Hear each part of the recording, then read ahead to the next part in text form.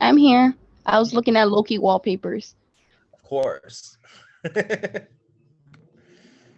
Okay. So here's the question I want us to start to get us thinking about today as we prepare for checkpoint three. All right. Now, most of you have been coming to class and or have been kind of following along with the checkpoints and the stories we're reading. So this, you should be able to answer this. The question is, what have been some of the literary devices or tools that the authors we've read so far have used to portray their thoughts or feelings about love? Okay, so think about the two short stories we've read. Gift of the Magi, which is the one where the girl sells her hair and the guy sells his watch, and My Life with the Wave, which is one we just finished, where the man has the relationship with the ocean wave. Okay, in those stories, what are some of the literary devices? And again, those are things like metaphors, similes, symbolism, personification, figurative language, things like that. What are some of the ones that those authors use to portray, love or portray, their thoughts or feelings about love? What do you think? Take a minute or two and take your best guess. Put it in the chat. If you haven't been with us to read those stories, then think of stories that um, uh, stories that like maybe that you've read before, or it could be a movie or TV show. But another story, it doesn't have to be those two if you haven't been in class to follow along with those. But think about this. Put it in the chat for me, please. All right. I know it's a bit of a tricky question, but I want you to take your best guess. So again, when we talk about literary devices, these are things like symbolism, similes, metaphors, personification, all those things, right? What have been some of those that you've noticed in, the two short stories that we've read so far that help to portray how the authors feel about love? So think about The Gift of the Magi. Think about My Life with the Wave, right? What are some of those tools that the authors use? Right. We'll give you all another 2 minutes. I'd like to see at least, one or two responses in the chat for this, if we can.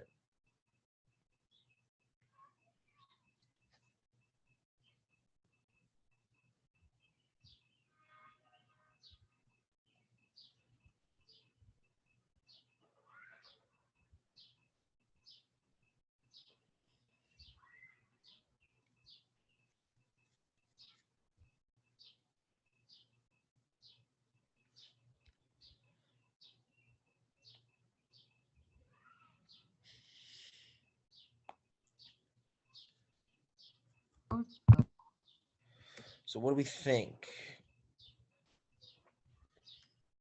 Anything coming to mind? Like we know the last story or the most recent story we read, I should say, is My Life with the Waves. That might be the easiest one to remember, right?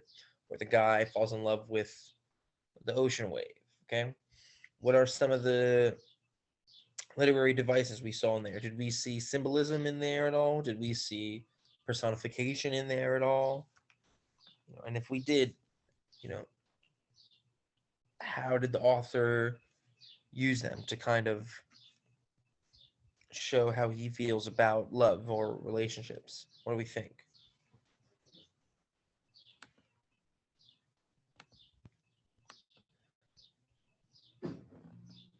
Salim says allegory and personification, and you are absolutely right. Those are definitely two big ones. Can you explain those a little bit, just in case anybody else um, is stumped? Where did like in what story did we see those, and how did the author kind of use those to Like portray love?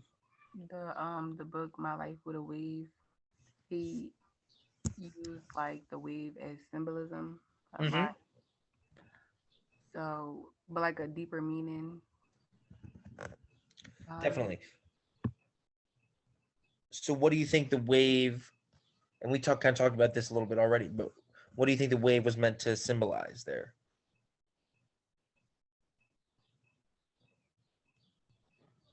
A woman. Definitely. A woman or, a partner in general, you can read it however you want. And, that whole relationship was kind of meant to symbolize, a relationship that's just like the wave, very up and down, can be toxic at times. And, we kind of know going into it, it might not work, but we do it anyway, right? Definitely. And then I think you said personification for the second one, which is another, good example in my life with the wave. So what is personification? Remind us of that.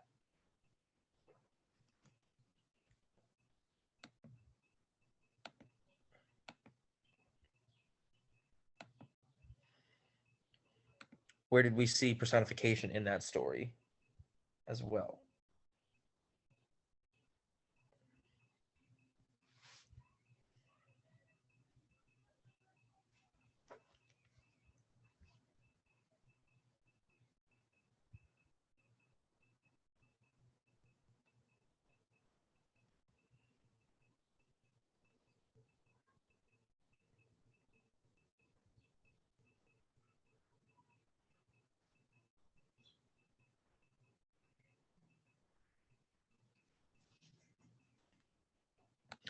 So we saw it with the wave as well, right?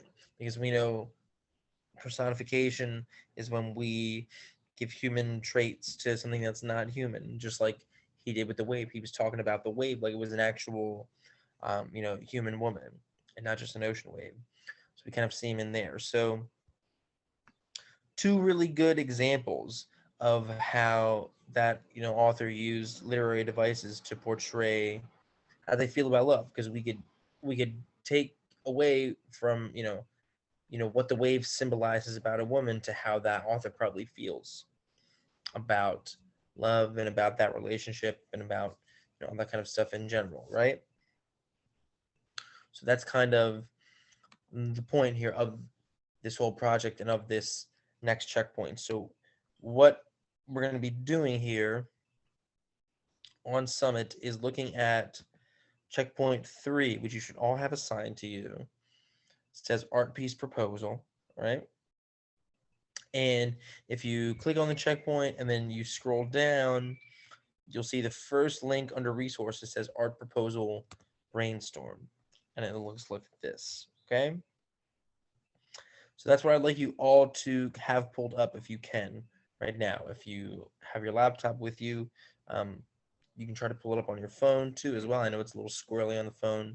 So if not, you can just be following along. We are recording, so this will be up on the YouTube later today. But I'll give everybody a minute or two to try and pull this up. If you're able to, let me know in the chat when you have this pulled up, so know we are ready to keep going here. Again, you're going to Summit, finding our class, creative writing, all right? And then checkpoint 3, art piece proposal. Don't click on the checkpoint yet. Scroll down and click on that first link that says art proposal brainstorm. It should look like this, right? So take another minute to get there. Let me know when you have it pulled up in the chat. And then we'll go over kind of what we're going to do with this today.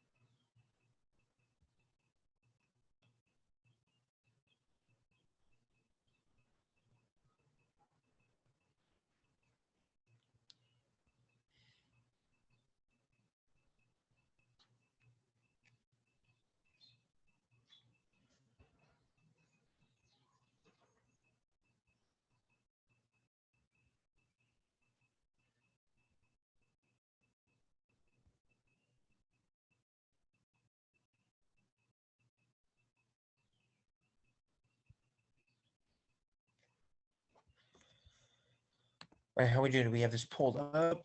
Everybody got it. Shirley says got it. Cool, cool. Thank you. All right. So what you're doing with this very straightforward. Okay. You're filling out the box on this side based on the direction on the left-hand side. Right. Most of them are pretty self-explanatory. We're going to go over a couple of them just so everybody is sure of what to do. Right. So you can see like the first one says, what do you think about love? Write for a minute straight without stopping. Right.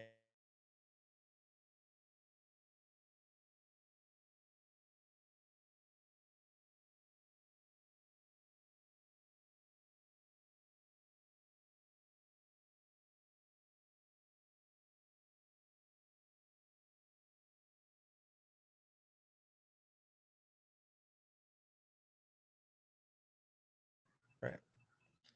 Sorry about that. Let's refresh here. There we go. Right. Cool. Sorry, my Wi-Fi jumped for a second there.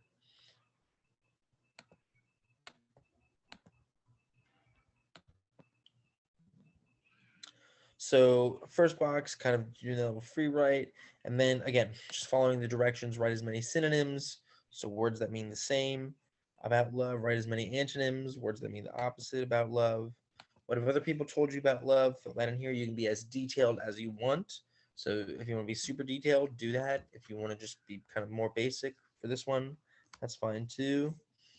And then filling all these out, colors that represent love, symbols that represent love, which we've talked about a little bit. So we know, we saw the wave and that short story, maybe the hair or the watch and give with the magi. And then think about what are other symbols that we usually see that represent love, like especially on Valentine's Day, right? So hearts, roses, stuff like that.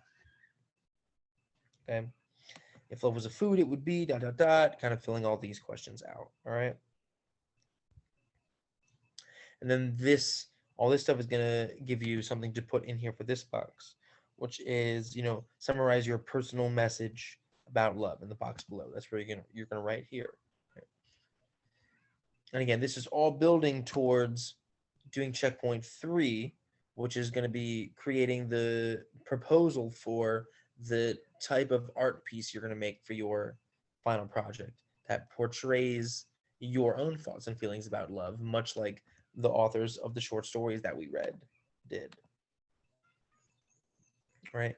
So this is the part, we want to go over here, brainstorm figurative language. All right. Because you want to make sure you include at least one of these in your final product. Okay. And then the last two parts down here, you're just kind of ranking these 0 to 5. So the first batch is, how much do you enjoy watching these types of things or consuming them? So dance, drawing, music, 0 to 5, how much do you like watching or consuming those things? Second piece, how much do you like actually doing these things? So if you love to dance, this would be a 5. If you love to draw, this would be a 5. If you don't like to do those things, maybe 0, 1, 2, then you're going to fill that out for the whole chart. And then lastly, at the bottom here, right, like I said, based on everything you did, you're going to pick, which art form you'd like to use for your final product and explain why in this box right here. Okay. Questions about any of that so far? Where to find the checkpoint, any issues with some, what we're doing, anything like that?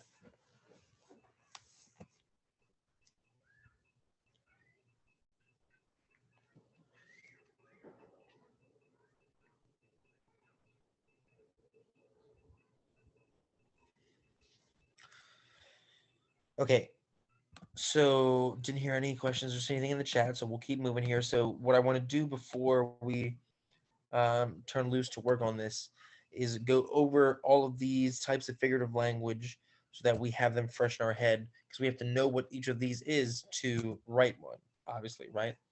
And this is, of course, also being recorded, so people who aren't hearing this right now can watch it later. So we've already talked about some of these a little bit today already. So first one says, write a metaphor about love. So can somebody either in the chat or coming off mute give us their best definition for what a metaphor is?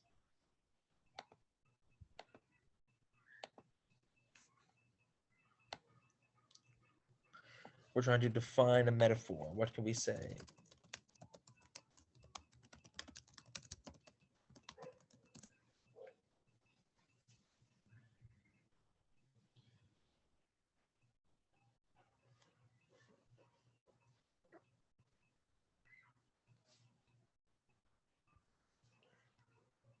What's your best definition for a metaphor? Any thoughts out there for this one?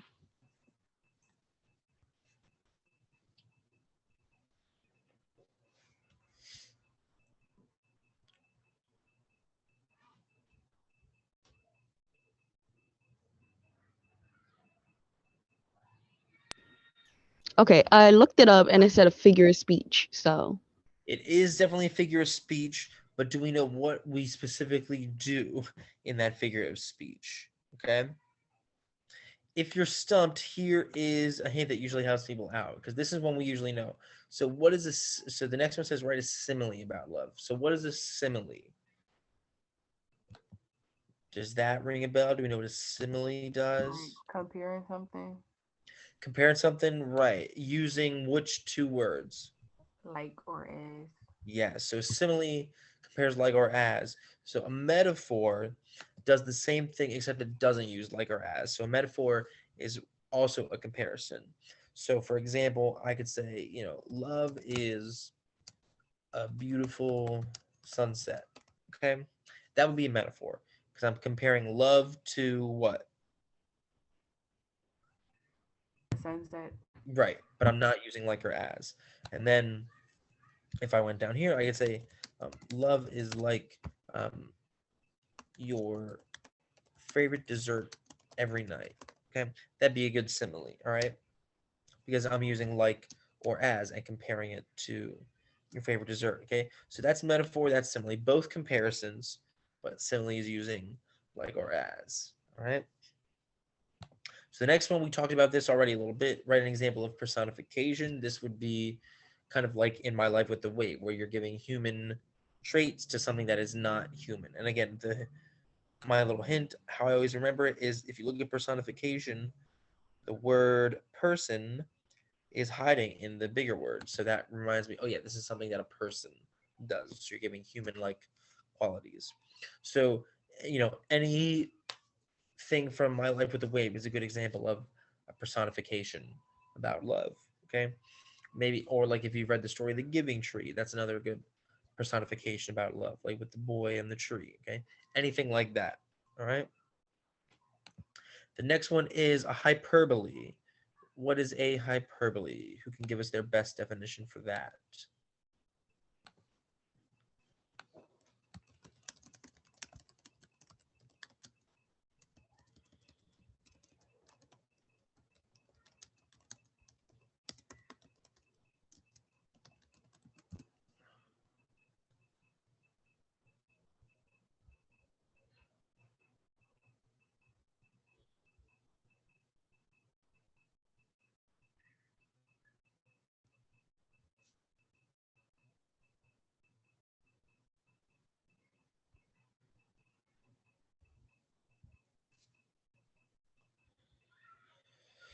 If we're talking about hyperbole, what could we say is a good definition for that one?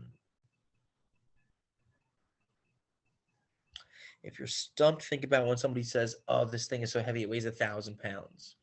Does it really weigh 1,000 pounds? So, what does a hyperbole do? I was gonna say being dramatic, but Being dramatic, right? Because we are doing what?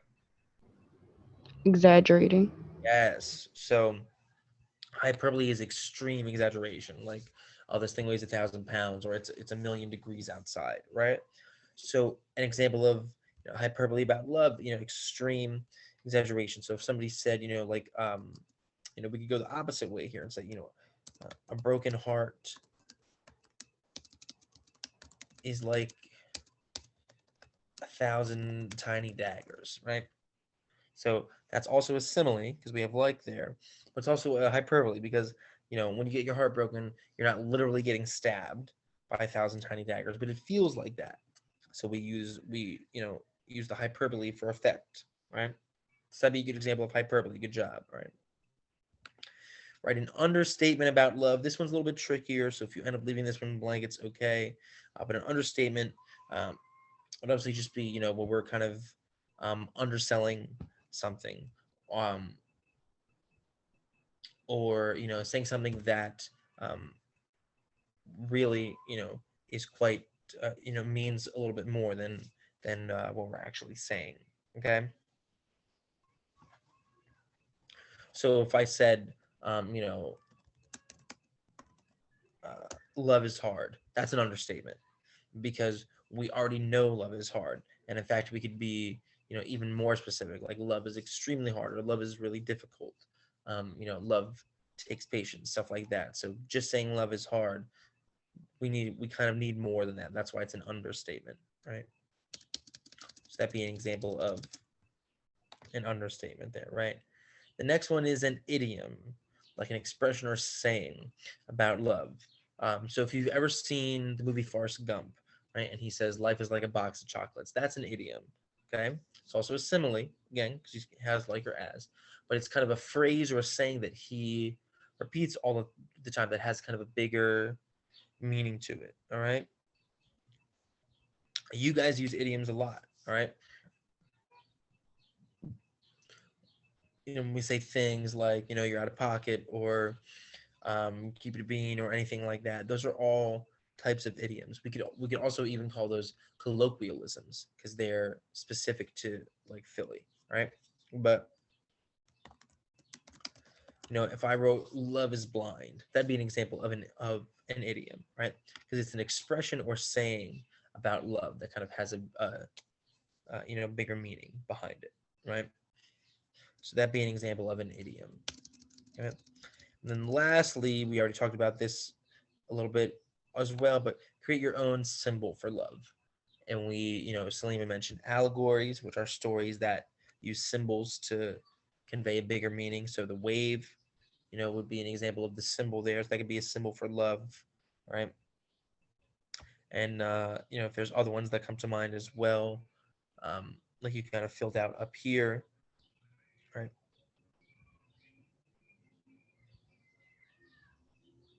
So what are different symbols for love? Hearts, roses, you know, maybe it's something personal to you, like um, an animal, plant, picture, something like that. All right. So good job reviewing those. That's what you're going to do when you fill out all of those boxes. And when you have this whole thing filled out, you will then be ready to go back and complete checkpoint 3, which is where you're going to basically outline for me the type of art form you're going to use to create your art piece for the final product. Okay. So I'm looking for the brainstorm to be done by next class, which is Monday. So you have the weekend to do that. If you also know you are still behind on checkpoints 1 and or 2, make sure you're using your time effectively to get caught up there. Okay. I'm going to put in the chat again the link to the Yes Philly YouTube channel, so that you can use that to help you get caught up, right? And I will be in the Summit Lab later today from 1 to 3. We have about 10 minutes left. If you want to use that 10 minutes to start working through the brainstorm, and then go back and get caught up later, you can do that. If you want to use that 10 minutes to work on getting caught up with the other checkpoints, you can do that as well. My recommendation would be to knock the brainstorm out so you have that done, and then go back over the weekend and catch up on the other checkpoints. That's how I would do it. Okay. But take this 10 minutes and work on whatever you want to work on now. Just make sure you're using your time wisely. I will be here on mute if you have questions about anything. If you are not on your, if you don't have your laptop to work on this stuff right now, then maybe go back and start watching some of the YouTube videos to get caught up that way. Okay. But let me know. I'll check in about 10 minutes and we'll kind of wrap everything up. All right. But thank you guys. Good job today.